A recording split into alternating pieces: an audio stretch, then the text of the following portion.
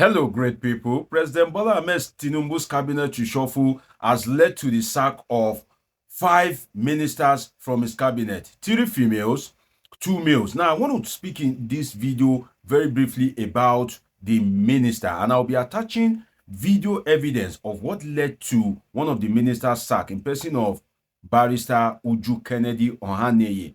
You see, in this life, sometimes we need to be very careful with our temper, because I'm going to show you a video very soon, and I want you to watch that video carefully, watch it to the end, and see how the House of Representatives promised to nail Barrister Uju Kennedy. It was stated in that video, it was about an allegation of corruption, and she appeared before the Senate. And you and I know that if the Senate in Nigeria, if they want to finish you, whenever you appear for a probe, what would they do? They will call the cameraman, especially if they already have something against you, or if you are not in their good books. But if you're in their good books and they want to kind of like, do paddy kind of thing, what will they do? They will just send the cameraman away. It's at their discretion. But the cameramen were there, and Uju Kennedy also played into their hands, and it led to a face-off. And if you watch the video, the chairman of the panel promised that, in fact, they didn't even end the meeting. She just, they didn't conclude the meeting, the probe. She just ended it abruptly, but she made a statement that they are going to send a report to the House of Representatives, and they are going to state that the minister was unruly. She didn't allow them to speak. That was sent to the president, and you know the president has a cordial relationship with the House of Representatives and Senate, and with their cooperation, the president believed that he can always have his way. And Bola Tinubu is not somebody that likes too much probe. He has always been used to having an easy way with the legislature. When he was Lagos, he had an easy way. All the governors that he has installed in Lagos, he has always had an easy way out in Lagos. So he being president, if he doesn't have a good relationship with the National Assembly, sincerely, he just can't cope. He can't cope with such a thing. So if there's one thing Bola Tinubu doesn't joke with, that is his relationship with his National Assembly, and he's ready to sacrifice anything or anybody to make sure that that relationship remains cordial. Now, let's watch the video. Don't just watch the video. Watch it with the mind to learn some life lessons in terms of temperament and, when to stop, when to pause, and when to speak. Let's watch the video. If you are yet to subscribe to this channel, do well to subscribe. Let's watch it. Honorable Minister and your team, Mr. DFA, I'm at a loss because fortunately I attended the last meeting, and one of the reasons why we took you on oath was to get the truth from you. And today you have deviated. You have deviated because you did say, yes, there was release of money, and you take instruction from the principal. And there and then, I confronted permanent secretary. He said he was not in the known. And I still making my statement that you are running the ministry with your minister.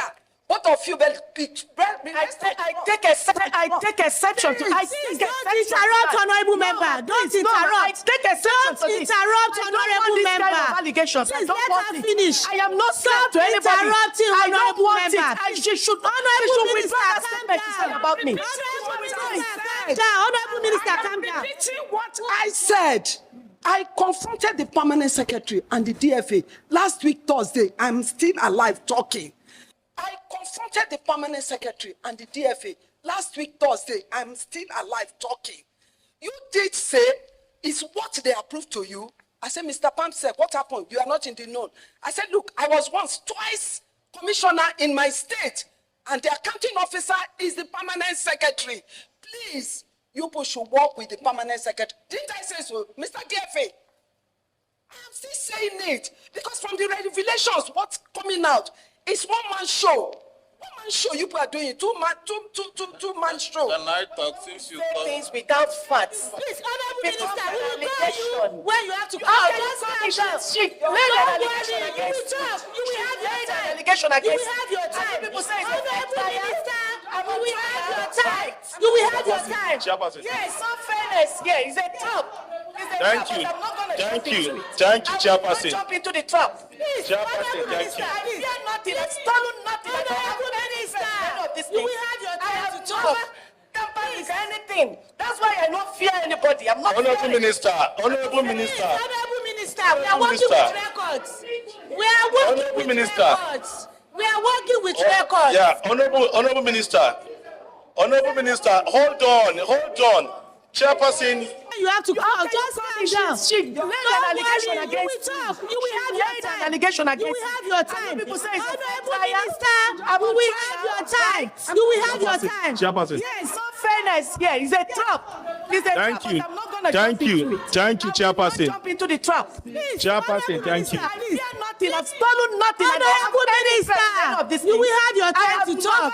never campaigned with anything. That's why I don't fear anybody. I'm not Honorable fearing. Minister. Honorable Minister. Honorable Minister, we are working Minister. with records. We are working Honorable with Minister. records. We are working with Order. Honorable Minister, please, can you allow us to finish this meeting properly? No, you cannot interrupt. You cannot. Off your mic. Honorable Minister, Not be accused here. I cannot be accused and I keep quiet. Honorable Minister, I think the committee is being so lenient with you. You are attacking the supremacy, the autonomy of this institution. We cannot come to your ministry and shout at you the way you're doing. DFA, why were they not paid? Thank you, The ma'am. procurement officer has made it clear that by procurement law, before they even award the contract, they will ensure that there is fund to fund that job. So apparently, the money was there. So why were they not paid? Please, I just want the answer straight. Don't waste our time. I will give you the answer right there. Now, the money was released up to the tune of only 25%. We know it was only one item that was not released. We know. That one item, how I hope I will get the document specifying that, because I read out the explanation of each warrant.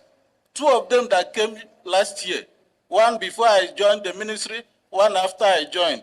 The description is being released of capital cash needs for the ministry. It didn't say except Nigeria for Women project. I've been emphasizing this, but understanding differs. There is no document you lay your hands on now that we say that monies released last year excluded Nigeria for Women project. That is why we are having this problem. You are still not ready to answer the question the way you should. Permanent Secretary, please, can you tell us why these contractors have not been paid?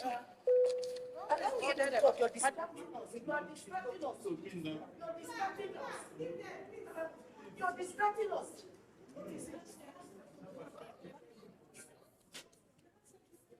Permanent Secretary, No, I gave him that is 2023.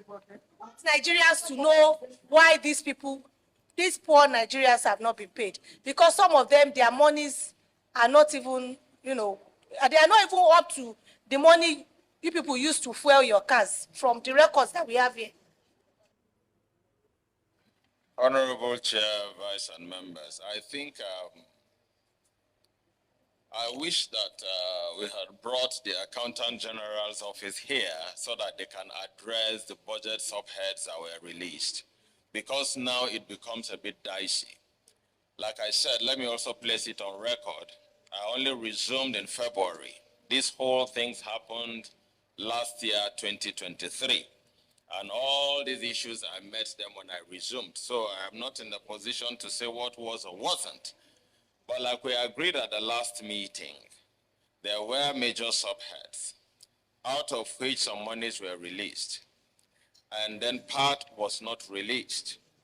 And the DFA has made a very fundamental statement now, which says that the warrants that he got only said capital needs, and it did not specify. Now let us put that on one end.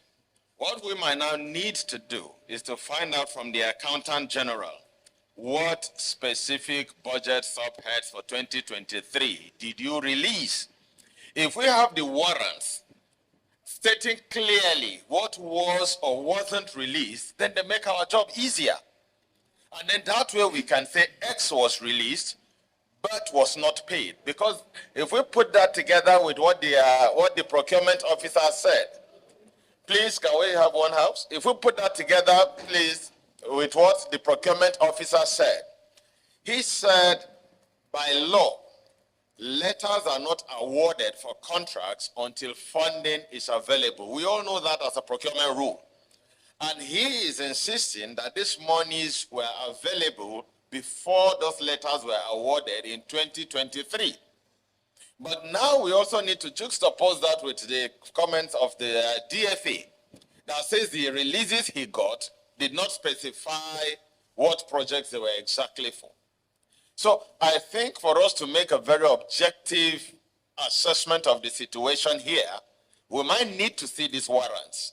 What exactly was the funding released for? Because we know that about 70-something% was not released, and the amount for Nigerian for women project was that same amount that wasn't released. But then there is no warrant. So if we can get that warrant that tells us precisely what was released, I believe that will help us to go forward with this. Okay, thank you. Let the deputy speak. Please, we are getting the warrant. Put it there. Take note, clerk. My chairman. No, please, hold on. Let the deputy speak. My chairman, dear colleagues. This interactive session is not to witch hunt, like I said the last time, or malign anyone, but to exercise our constitutional power as enshrined in the principle of checks and balance of government expenditure. The committee's mandate is anchored in the House Order 20, Rule 138. As we discharge our duties, let us remain committed to upholding these constitutional and legal imperatives, ensuring that our actions and decisions align with the highest standards of the law. One of the points that caught my attention in that clip was when the contractor was complaining that they have done a job, they've delivered, and everything had been signed, but they did not pay them. I think one woman was even said in that clip that he borrowed 5 million for the bank and he supplied items to the Ministry of Women's Affairs, but he delivered, they signed the documents, and money has not been paid. And she's still paying interest on that money. So it catch my attention because when we are trying to support our local suppliers, when we are trying to encourage our people with this current situation of people in Nigeria, we are still having this kind of situation. You need to appreciate the standing of this institution in our nation today. No one of us will come to your office and shout the way you're doing. I'm being very, very honest and truthful to you. Now, let me land. I understand that you're new in government. When I came in and I saw Ambassador Duda, I was a little at ease because I know him. He may have forgotten me, but I know him when he was Permanent Secretary for Foreign Affairs. And I know him to be a PAMSEC that knows his onions. So I expected that this would be a lot. Honorable colleague, I'm sorry to cut you short. Yeah. I'm sorry. It seems the Honorable Minister does not want to calm down. She doesn't want us to go to the root of this matter. She's challenging the committee. She's, being rude to even honorable members. And this is very insulting and highly unacceptable. You are interrupting honorable members when they are speaking. We are still here. I told you you will have your ground to speak. And in view of this, honorable members, I cannot be here and allow the honorable minister to insult any member of this committee. We are going to adjourn Senator, and I hope that by the time we call the honorable minister again and this team to come together, we'll be able to behave yourself. We are going to have a report to the leadership of the House that the honorable minister is not allowing us to do our job. She's interrupting. She's not answering the questions the way she ought to. And the records that we have is what we are speaking to. We have not manufactured any record here. Everything that we have here, they are from your ministry. We are only asking you to account for the monies that was paid to you. And you are speaking about monies that was released. We are all aware that the only item that was not released is that single last item. That 10 billion, over 10 billion item. We are all aware. We don't want anybody to come here to play on our intelligence. We are only concerned about these poor Nigerians, that their monies are being withheld, that are being misappropriated to pay some other contractors for other projects that we're not appropriated for. This sitting is hereby adjourned sine die. Thank you very much.